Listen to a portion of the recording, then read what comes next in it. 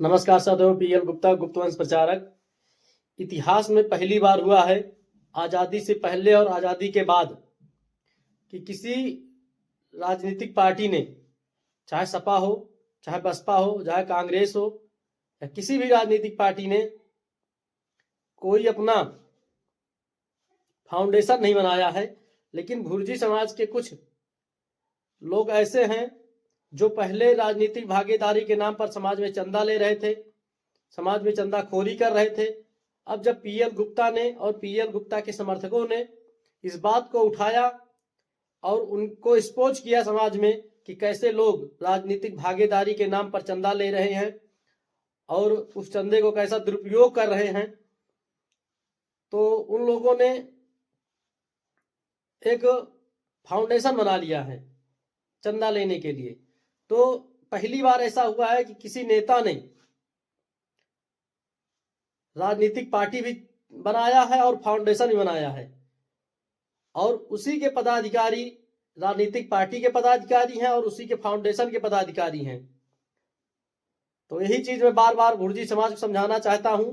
भुर्जी समाज के अमीरों से लेकर गरीबों तक समझाना चाहता हूं कि कैसे लोग अभी तक भुर्जी समाज को राजनीतिक भागीदारी पर चंदा लिया गया, भुर्जी समाज को राजनीतिक भागीदारी के नाम पर गुमराह किया गया है। अब भुर्जी समाज को फाउंडेशन बनाकर कैसे गुमराह किया जाएगा और कैसे गुमराह किया जा रहा है और कैसे उनसे चंदा वसूला जाएगा, ये बात भुर्जी समाज को पता होनी चाहिए।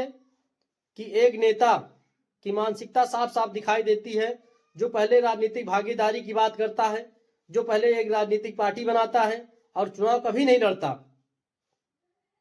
जिसके कारण उसकी राजनीतिक पार्टी की मान्यता भी कहीं ना कहीं रद्द होने के कगार पर हो जाती है, वही व्यक्ति दोबारा एक फाउंडेशन बनाता है। क्यों? एक राजनीतिक व्यक्ति को एक फाउंडेशन की क्या जरूरत है? राजनीतिक ज्ञान की आवश्यकता है, राजनीतिक एक्टिविटी की आवश्यकता है, राजनीतिक नीतियों और कार्यों की आवश्यकता है। फिर एक राजनीतिक व्यक्ति के फाउंडेशन की आवश्यकता क्यों? ये सवाल अहम है भुर्जी समाज के लिए कि चंदाखोरी करने के लिए केवल कैसे बार बार रूप बदले जा रहे हैं, नियम बदले जा रहे हैं, सोच बदली जा रही है कि भुर्जी समाज से कैसे मोटा चंदा एकत्रित किया जाए।